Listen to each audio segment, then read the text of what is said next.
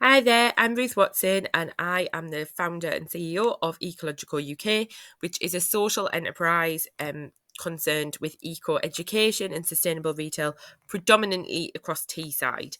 So, today I want to talk about business sustainability for sustainable businesses, which is a lot harder to say than you might imagine. Because often when we run businesses that are social enterprises or CICs or CIOs, and we have that kind of sustainable and ethical mission, it is really difficult for us to balance that out with being a sustainable business, making profit, having that visibility, and understanding how we can ensure that longevity in our business, that our business is sustainable in that sense, as well as retaining those true core values that we have. So, I'm going to talk about a few different things today. Some of these you might already have thought about, but I want to cover a few things that might be helpful to you to remember or to try.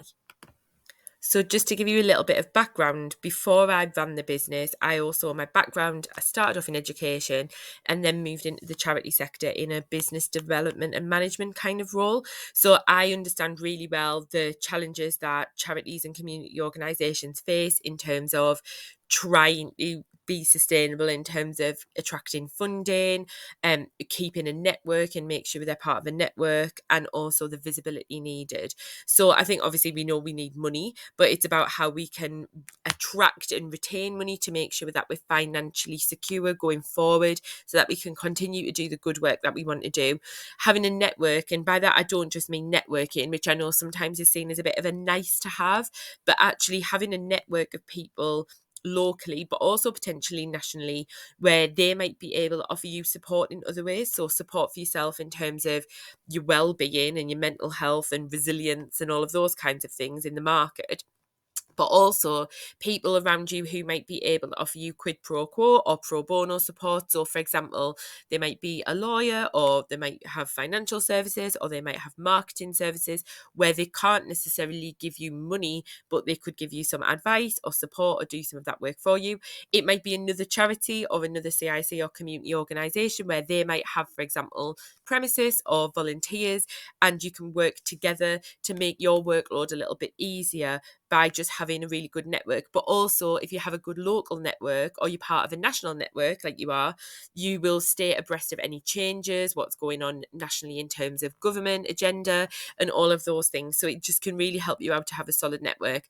And the last thing obviously is visibility. So one thing I think again is a charity or a community organisation, that the social media and the coverage is seen as a nice to have, not a necessity, but actually to maintain the kind of level and presence that we need in our communities, we need to have that visibility. So I'm going to talk through a few things on each of these that, like I say, there might be new ideas to you, or there might be some things that you're already doing and it's just a little bit of reassurance. So, the first thing that we need to think about before we do anything else is about crafting a compelling mission. Now, the reason I say that is if we are really secure in what we are asking for and what we are doing, and we have that mission and those values really nailed on, and we can communicate that really clearly and really effectively, then that gives other people more confidence in us. So if we know exactly what we sometimes fall into the trap of trying to talk to everybody and trying to do everything. But actually, when it comes to investment and support, people like to know exactly what you're doing to be as niched as you possibly can.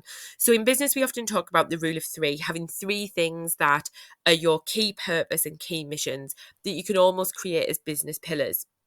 So if you can convey your strong sense of ethical and sustainable purpose through your three pillars. So for me, it's about eco education, it's about working with families and communities at a grassroots level, and it's based in the northeast of England. Is that everything I do? No. But when I'm communicating to supporters, funders, when I'm thinking about how I speak on social media, that is what I have in my head. But three things that you probably want to keep in mind as well, again, power of three, is be transparent. So people want you to be transparent about how your business operates, the impact your business has. So even if that is that it's not doing very well, or you're struggling, or you need some more support, often being transparent about that actually goes a lot further in terms of people feeling sympathy and wanting to support you and understanding that, how the business is operating. So trust is really crucial in attracting investors and supporters who align with your values, especially when it comes to funders. It's not necessarily the thing that we need to tell them all the time that everything is rosy. It's about being honest with them and about learning from that and about seeking support when things are tough. It's about pitching the sustainability. So obviously we're talking about sustainability from an ecological perspective, an environmental perspective, but actually for these businesses that might want to invest, or these other organizations, it's about the financial benefits of sustainability. So how there can be cost savings, how you can have consumer loyalty, or how there might be some trade-off. For example, if you're doing something like green gym, investing in a green gym actually reduces pressure on other services. So there are kind of those proactive benefits, and actually we might see people's health improve or their well-being improve, and actually where we're spending money and focusing on one area, how there might be some trade-off or some kind of push back and some other benefits in other areas, and making sure that you're talking about that in all of your pitches when you're talking, whether that's to volunteers, service users, or investors. And also using those online platforms. It's all well and good you having this mission and having these values, but if you're not communicating them regularly and consistently and effectively, then you're really going to struggle.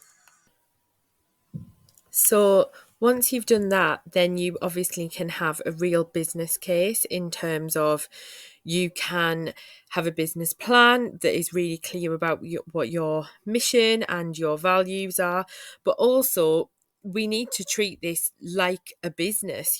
We might think that what we're doing is community based or it's a charity, but actually when we're going to these investors, what they really want to see is, they want to see that we understand what our sustainability goals are, what the market analysis is, so a SWOT analysis in terms of what the strengths of the project are, what the weaknesses might be, the opportunities, the threats, your revenue projections. So it's very difficult as well these days to just get a very straightforward sort of grant for funding or people giving you money. They want to know how you are going to ensure profitability, and also then use that funding to create a sustainable funding stream, in terms of then maybe bootstrapping, or in terms of how you're going to use that to create some kind of legacy from the project and from the funding, which is going to ensure the sustainability of your project.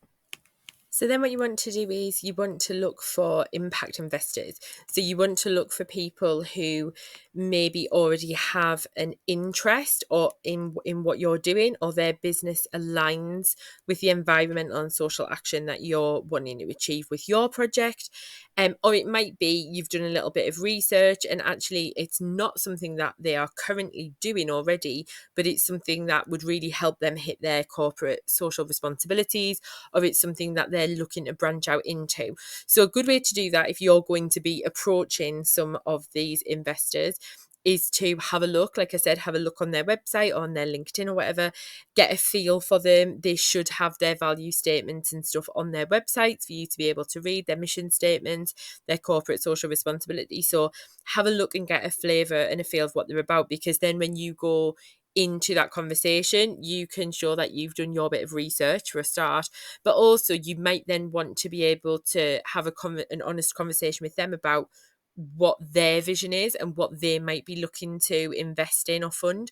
So then you can see if what you're doing does align with what they already have in mind, or if potentially you can create a project that would help them to hit some of their goals, and then they would be able to fund that as well. So it's a really good way to do it, to do a little bit of research. Another thing is, if you attend VCSE networking events, often you will find that funders and investors who are interested in working specifically with voluntary sector or charitable organisations or social enterprises will attend them, so that they can kind of see what potential there is out there in terms of projects that are happening. So again, just going to those events and networking can really help you to find out what is going on locally, and then what funds might be available to you. Another option that you might want to think about is crowdfunding. So a lot of us will be running grassroots projects, and to make those successful, we need to have the community backing. We need that engagement within the community that we're in. So there are a couple of ways we can do that, and I know often we feel a little bit icky about it, but we can go online. So we can look at platforms like Kickstarter, Indiegogo. There are lots of crowdfunding campaigns that you can do through social media, more informally, even things like Buy Me a Coffee and things like those, where people can pledge certain amounts either regularly or as a one-off donation. With things like Kickstarter or Indiegogo, because they're set up for projects, they will really help you right through your campaign. So from the pre-launch, they'll help you to get your email list together, how you kind of market that, how you communicate with that. They obviously collect any donations, but then you can keep going once you've got your project up and running in terms of how you then communicate with people who've donated. So all of your kind of benefactors who've given to your project, how are you informing them? How are you keeping them in the loop? How are you potentially then engaging them on a recurring basis with just monthly disbursements and things like that? So you've got that option in terms of online crowdfunding for a specific campaign. And remember, it's the story that kind of sells that, and in terms of getting local people involved, but also in real life. So can you host something where you are bringing the community in, really getting them to understand what you're trying to do, and again, donating, whether that is their time, volunteering, their services, their money, even just getting them onto a site or to come along to a session, to actually get them to really get under the skin of what you're trying to do, and maybe for them to come up with some creative solutions or ideas. But obviously, if they're part of that story and they're part of that project right from its inception, in terms of being able for them to have an input in shaping the project or being involved in lots of different ways and keeping them involved, then actually you've got a lot more chance of your project being successful. And actually, in my experience, people then don't mind contributing to a project that they can see the benefit and see the value of, and they want to be involved. So they then a lot more invested, not just financially, but they're a lot more emotionally invested in the programs and the projects as well. So that's another option that you can look at. Often as well, when you do crowdfunding, you can then look to get match funding. So there are funders out there and banks who will match fund any fundraising or any crowdfunding that you do. So that's another option there as well in terms of maximising your fundraising. So this is the one that's, the very much the dream of what we'd like to have, is where we're getting given grants and we're getting given awards or being put forward for competitions or recognition where there is some money available as part of that. It is really worth spending some time, and this is where your solid business planning, your pitch, and even your bids templates for any kind of bid and tender comes in, because actually if you have that there, it's a lot quicker to fire off these applications for various awards or competitions or grants. With these things, you can't really rely on having them all the time, but they're certainly nice to try to get, and just even the process of doing them can really raise your profile. So entering into these awards or even some of these grants, if they're linked with investors, so some of them, for example, will be prominent families or prominent trusts who will give so many charitable grants a year, and actually just being on their list of recipients is really good exposure. So in some cases, it's not necessarily the funding that it provides, although that's lovely, but actually it's about the recognition that you can also get in terms of elevating your platform and just having links with those people. Once you are in those circles and in those loops, you get to kind of hear about other things, and you can then get that recognition and build your platform in terms of social enterprise or charitable work that you are doing. So a few things that I've done that have worked really well for me is I contacted my local BIPC, so Business and Innovation, so the Business and Intellectual Property Centre, which ours is run through our local library.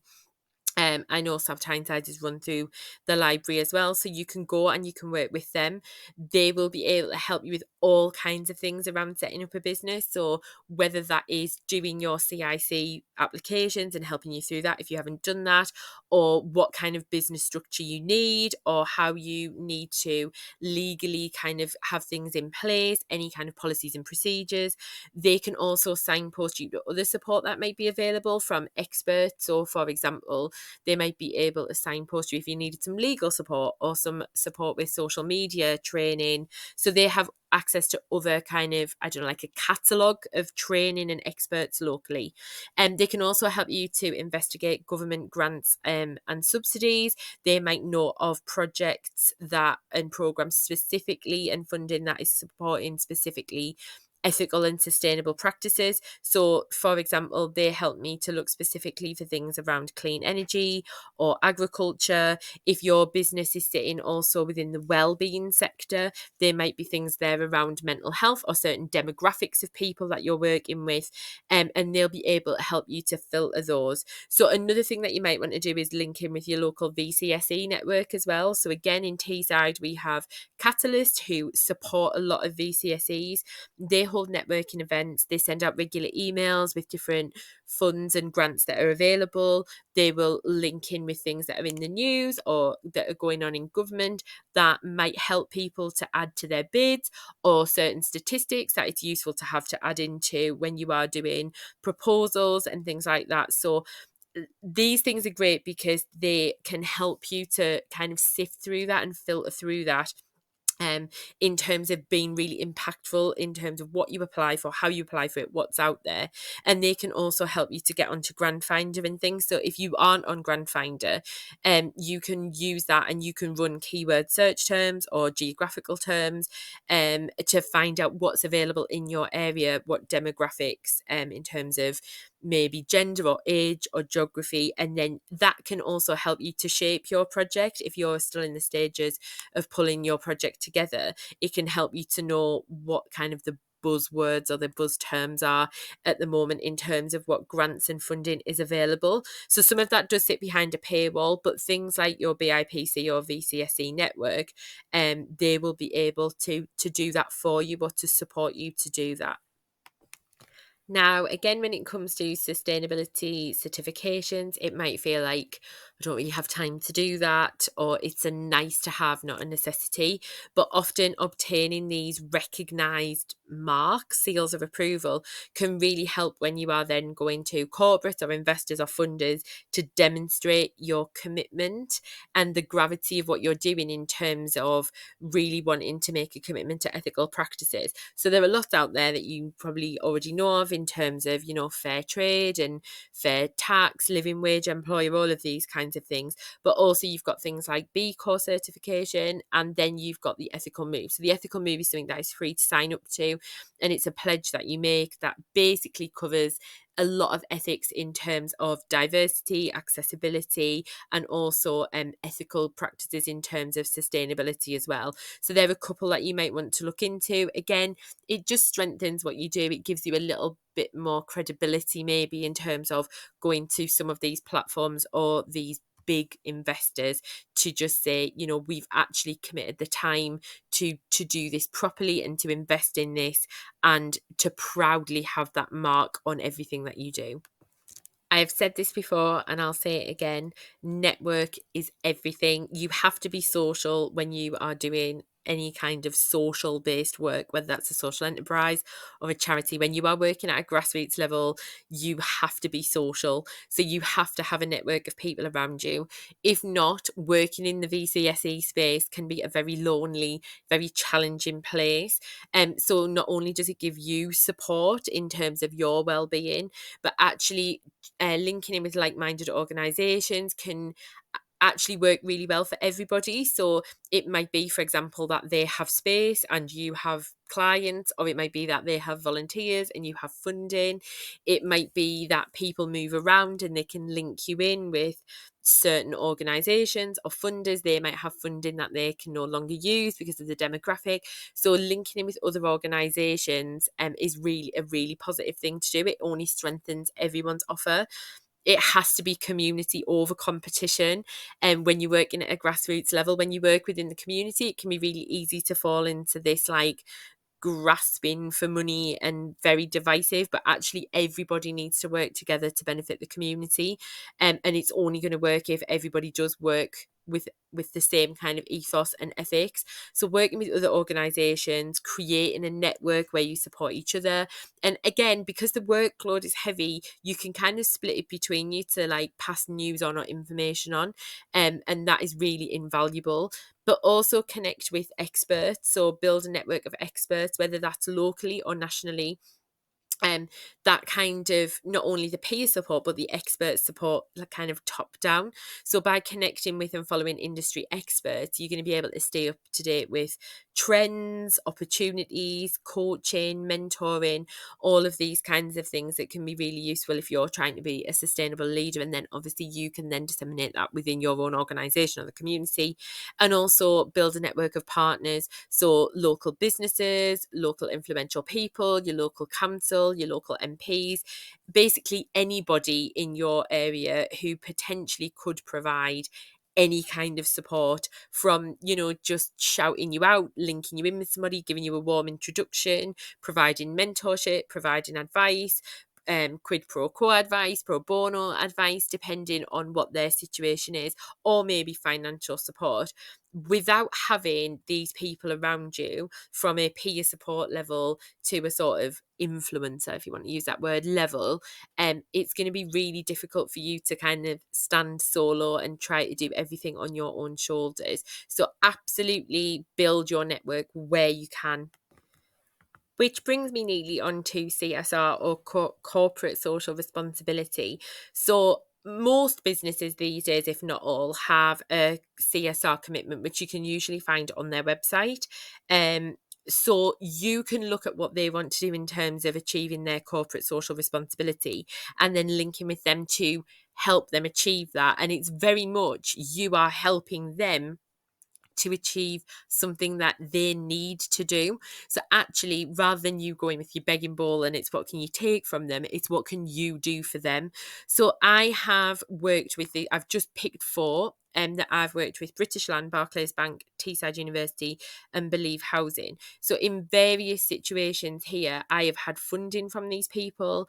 I have used space that these people have in terms of office space, or I use the university to host an award ceremony. We have had volunteers from these places. We have put training on for these people that they have then paid for, which has then gone back into the community. We have signposted people into them. So that's what they kind of get out of it, as well as their lovely PR and their corporate social responsibility, is actually it can form for them a good funnel in terms of promoting what they do.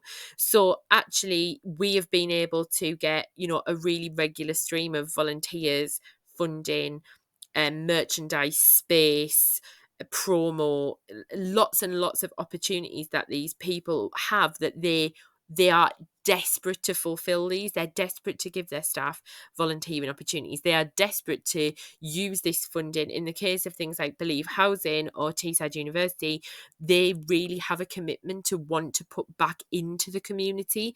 And actually, you are the person that has the links for them to be able to do that. You have the connections at a grassroots level, which provides opportunities for them. So it's very much a symbiotic relationship. So corporate social responsibility is great because you can build really strong networks there in terms of continuous streams of support in lots of different ways. But also, once you've worked with one business in the local community, that you can often then get links into other businesses in the community. So definitely spend a little bit of time researching what the sector is in your local area in terms of what businesses there are locally, what their CSR commitments are, and how they might be able to support or get involved with what you are doing. Because this could be a much better way, rather than relying on grants, is to get some kind of really strong corporate sponsor or corporate social link.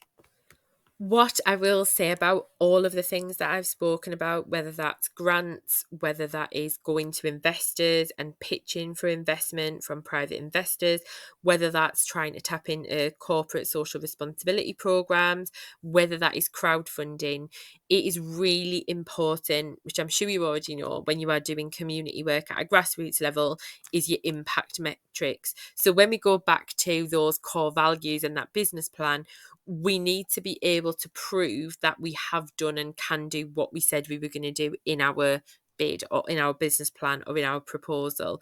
So we need to develop really clear impact metrics to show how we have achieved that, how we've impacted the environment, or how we've had that social impact on the community. Because then these are the stories that then we can use when we then go to another funder or to another business or to another event or to submit for an award, for example. We have that case study there. We worked with this business, we achieved this was the outcome for the individuals on the ground, and then that can really help us to show that we've done what we said we were going to do, and it just builds up that credibility again. So there are obviously different ways that we can do this. There's some really snazzy software out there that can do that, but you can use really, really simple things. So using case studies, using videos, and using, obviously you've got to be careful around GDPR and social media and things like that, but getting videos, doing baseline surveys and collecting baseline data, and then mid-program data, and then endpoint data, getting testimonials. So that really nice qualitative stuff as well as the quantitative stuff. So in terms of getting those testimonials from service users, from volunteers, all of those kinds of people, one, if they're okay with that, that's really good to share on social media, those testimonials, because again, it just weaves a richer fabric of what you are doing, and it shows people what you are doing, especially when you're then trying to maybe get more volunteers or more service users or more funding.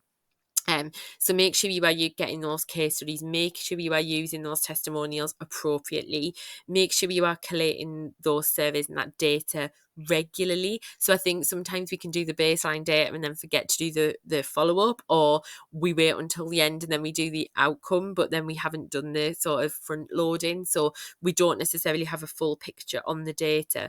But trying to do that regularly, trying to make sure it is part of the program and we remember to do that regularly, because it is an important part. Sometimes when we are working on a grassroots project, we're so busy working in the project and working directly at a grassroots level, we actually forget to work on it at a strategic level. And then it's only further down the line, when we don't necessarily have the case study or the testimonial or the surveys or the data or the statistics, that actually it makes our job more difficult in the long run when we're then trying to write a bid or do an application. And all of it just builds social capital. So the more that we can share this, let's say we're doing some CSR with a business, let's say we just choose the bank as an example. You're doing it with the bank can then share some of this, you can tag them in it, they can share it, it then goes out to their partners, they can then say what they've been doing, you can then go to another bank, say this is what we've been doing with, let's say it was Barclays, this is what we've been doing with Barclays, this is what we've achieved, this is how it's worked, these are the opportunities, and then could we do something similar with you? So it makes it a lot easier for you, but it obviously gives them something really nice to share and work with as well. So impact metrics, really, really important. When you are often working in a social enterprise, it's not the kind of stuff that we want to do. It's not the stuff that we find fun. We want to be with people making change, but it is really, really important, because in terms of the sustainability of our project, we really, really need to be tracking this as tightly and closely as we can. So just finally, my top takeaways. I suppose my two top takeaways here would be persistent and be consistent. So, I might have made that all sound very straightforward and very easy, but remember, this is something that I've been building up for over a decade now. And the network that I have locally is very, very strong, and it's much easier for me now to pull on some of these connections. But that is because I've spent a decade building these networks, building this business case, sharing my values, working really hard on that storytelling element and the impact metrics. And actually, you then get to a point where people trust you and they trust what you are doing and what you are saying, and it does make the processes a lot easier, and you can have things in place like having your templates there and having your data there, and it does make it a lot quicker to do as well. So it might sound like this is a lot, but it does become easier as long as you are persistent and consistent, because securing funding and support isn't always easy. But once you have gone on that gradual process and you've you've built up that network and you've built up that business case, it will become easier. Those people will then start referring you. You'll get word of mouth referrals. You'll get a positive reputation. You'll then have a lot more in terms of case studies and testimonials that you can then share and use and, to put it bluntly, dine out on locally, because people will get to know what you are and what you are doing, and they will want to be involved, and you will reach a tipping point with that. So if you are persistent and consistent, you're going to increase your chances of success, and you're going to be able to get your project to a space where it is sustainable, not only in the environmental sense, but also in the business space as well. I hope this has been useful. I'm happy to answer any questions that you've got. Please get in touch with me or take a look at what I'm doing, and I'm happy to speak to you and answer any questions that you've got.